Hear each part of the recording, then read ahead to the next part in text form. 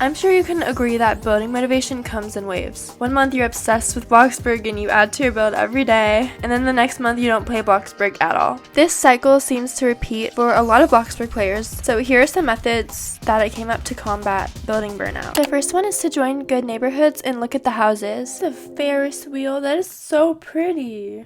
Look at this beach town. Whoa, oh my gosh. And then we have a New York town. Look how pretty this is. I wish I could build like this. Oh my gosh, it's Chick-fil-A? That's so good. No, that actually looks so realistic. Oh, a cute little coastal town. I love the palm trees. I put those in my new house. Whoa, they manually placed all of those vines.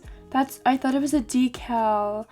They're literally placing them right now. Like, I just know, okay, it's literally just 2 walls, but I know this build is gonna be absolutely insane. Literally just go to small little building servers and drive around. It is actually so fun. Ooh, a cute little suburban home. This is nice. There's nothing like starting a fresh new house. What does that say? Oh, houses? HH. Sand. She's planning out this town. Seeing other people's builds motivates me. Guys, I don't know what I just walked into. If you just join neighborhoods, you'll get yourself into something that you did not expect. Are they gambling over here? That brings me to the second tip, which is to make friends on Bloxburg. Having people on my friends list that play Bloxburg every day gets me in the mood to play. This girl is dancing on a table with a wedding dress. Not only can it make Bloxburg more fun, if they're working on a project, I like to check in with them every single day to see their progress. And usually that motivates me to start a new build. Oh my goodness. This is so good. And this can happen the other way around too. Like, imagine logging on and this is what your friend is building. And then you get to tour it and like critique them. Yeah, I just joined this server and this random person is already like, who want to build a Starbucks? Like, that would be such a fun project to get into with someone else. And because it's not just you putting in all the energy, it'll turn out good and it'll be exciting. Some builds just like feel like too much work and then I just like stop building them. One way to like make friends is just go up to people's houses, ask for a tour, and then maybe ask if they want to see your house. And then maybe you guys will like friend each other and then you'll be Bloxburg besties. If you're stuck on a build and just don't want to build it anymore, just think, what inspired you to start that build? Look at the inspo photos for the house that you started but just can't seem to finish. For this Mediterranean house, I made a Canva collage of what I wanted it to like be like, and that got me a long way. But then I started to just like not want to work on it. But just like looking back at my Pinterest board and seeing like what inspired me, it just kind of like re-inspires me. It's like, oh, this is what I wanted. Okay, let's finish it. Number 4 is to use different build hacks. I have some simple build hack tutorials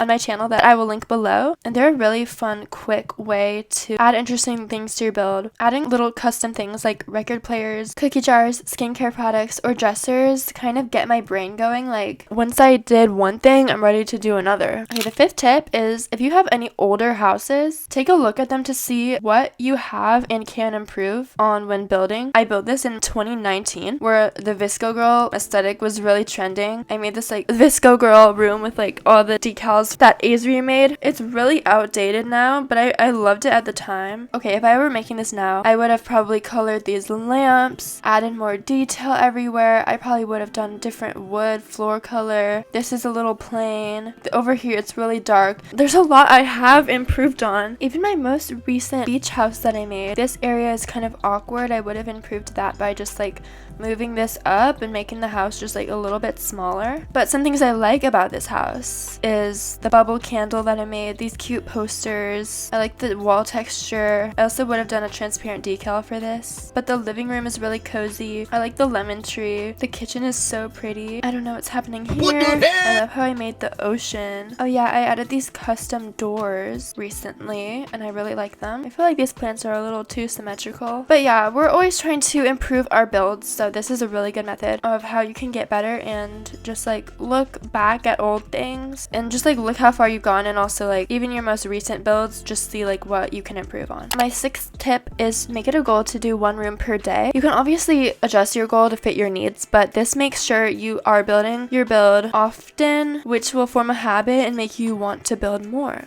Like after I complete a room, I'm like, oh, that was like kind of productive. Like I kind of want to do more now. It's a really effective method. You might have building burnout because you just don't like your build. So my 7th tip is identify what about your build that you don't like and change it. I recently made this living room smaller just by 1 stud wide. Like it used to be out here, and the living room just looked so far away from the dining room, and it was just like not cohesive. But now that I closed it up, it just looks way more cozy and like realistic, and I love my house so much more now. If I'm uninspired to build, I will look at decals on my Pinterest or in my Roblox inventory that I want to use in a build. I typically design my builds based on the decals, which provides a theme to like start with. My next tip is to try out different building styles. There are so many different styles you can work with. A few examples are coquette, French colonial, maybe Victorian, suburban modern, coastal, or penthouse styles. My next tip is to rebuild things. I literally got into Bloxburg from copying speed builds. Like this is pretty much the first house I ever built. It was a speed build by Silito, and I just like made it my own as well. And I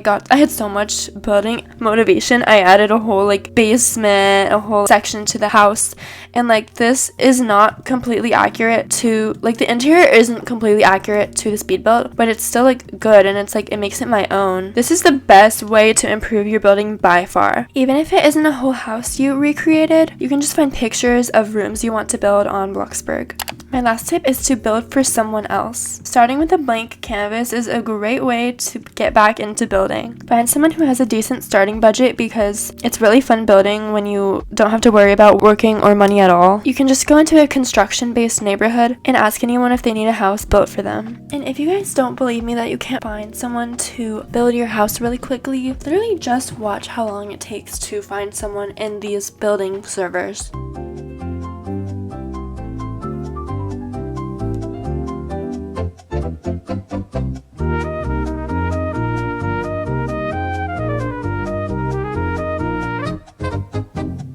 Bam, we got one.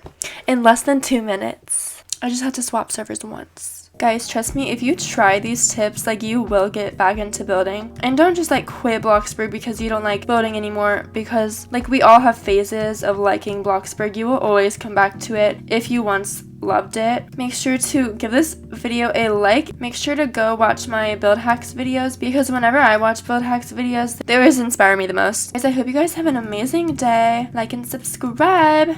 Why am I like literally cracked at this obby? Oh my gosh. Look at me. Bye guys.